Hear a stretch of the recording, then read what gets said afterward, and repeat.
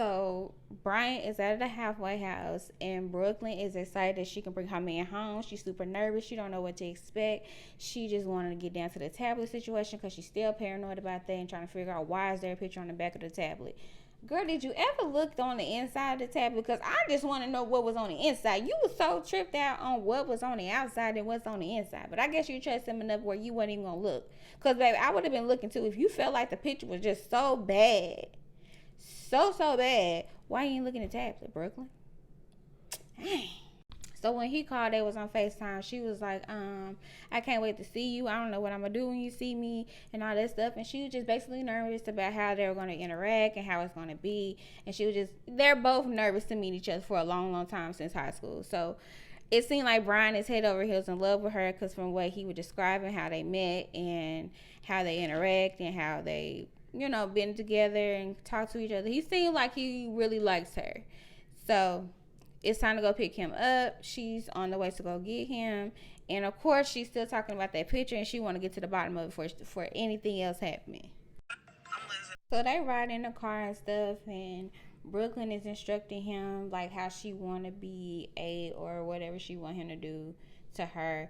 That's how she wanted. Then he went and did it back, and so she was just like, "Oh, I just can't wait to get home." Blah blah blah blah blah. So they're almost there at the house, and then she was just like, "Welcome home," before they got out the car. So he was ready to get out the car, but she was just like, "We got to give you a tour." So, girl, you already knew he did not want no tour. He was ready to go to Pam Town. Okay, he was already ready in the car. Okay. So they get in the house. So she was like, "This is the house," and then they went into the kitchen automatically. So I'm like, "Okay, what are we doing here?" So she goes into the cabinet saying, "Well, I got something for you." She pulled out some fertility tea on the first day of him coming home. I'm thinking like she finna give him something else, like a little gift or something, some lingerie pieces. You know how like they do. No, she didn't pull out some fertility tea saying, "I want a child and we finna make that happen." Automatically, like, girl, you have to build up to drink that tea to get everything going right. Heck, he might be good enough, he don't even need the tea. And so she was like, "Well, you go ahead and drink this tea. We have to drink this every day because I want a baby with you." And that's the end of the story. That's what she said. She made him drink it, and he did drink it. He just said it don't taste good. Then she tried to drink it too, and she said it didn't taste good to her. But she said she want that baby, and that's the end of the story. So I guess she got a good life, and I don't know, the trust fund situation, because I don't know, living situation, but I ain't finna judge nobody house. But I'm just saying, I guess he in for a good ride. I don't know. We just gotta keep watching. So the next morning, everything went well. She's happy. He's happy. They're enjoying themselves. So they had to get ready for the party that she, had for him. Like, so she can meet his family, he can meet her family, and then he can meet her daughter. And they can just, coexist all together. And she really just want to see how her daughter interacts with him. And no, this time it doesn't sound like she's saying she's trying to force him to be a father, which I'm so glad to hear that, because I'm like, any other people, they would be like, "Oh, that's going to be a father figure," and all that. He know his place, and I'm so happy to hear that. So then Brooklyn got out the bed and basically was just bringing up that tablet again, and she was just like, "Well, who is this? Who is that?" Good answer, Brian. For the people in the back, good answer, because anybody else would have got caught up with that picture, and he did the right thing by saying she ain't got nothing on Brooklyn. So Brooklyn, you can let this piss go to trash and stop worrying about it, because you are the only one. I hope Jersey is nowhere close.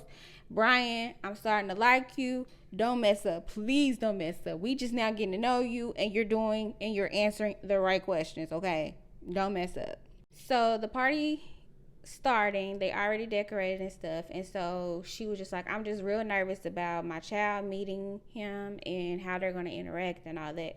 So finally the sister brought her daughter back home, and her daughter like opened up and was like, "Hey, bestie," like that.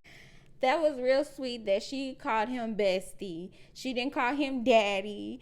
He didn't make it seem like it was a forced relationship. It looked like it was actually genuine. Even though she only talked to him on the phone. I know. But at the same time, it looks like it wasn't a forced relationship at all, like you see everybody else do. So she took him, a tour to her room. She was showing him like her pictures, and she was like, "How you like my room and stuff?" And he basically was telling her he liked it. And then she was showing the pictures, and she was like, "I'm gonna put you up there too." And so he was like, "Okay." And then she asked him, "Why did he go to jail?" He said he did a bad thing. And then she kept pushing the issue, like, "What did you do? What did you do? Did you do something bad? Like, what did you do?" He said, "I robbed people." And then she basically just saying like, "I hope you don't do it again," and all that. And then she just hoped that her mom and him stay together because that's her bestie, and she really likes him. And then when she was just listening to them interact in the background, that's when Brooklyn was just like, "I think it's gonna work out just fine." But I mean, we're in a rude awakening of what's gonna happen because we only just this is like our third episode meeting them. So yeah, and nothing really happened. So we're just gonna have to wait and see. Like and comment. And so I forgot to add this. I feel like Brian should never been in her bed. I feel like that was inappropriate, and I feel like Brooklyn should have stepped in when it was time, when he laid in that bed looking at those pictures of her daddy. When he saw those pictures of her dad, he should have got up, and she let it be known that her dad is in her life. And I also feel like that was just very inappropriate. So I know y'all was gonna ask in the comments, so I did not forget about her. Drop some comments down below. Tell me what y'all think, and I'll see y'all in the next video.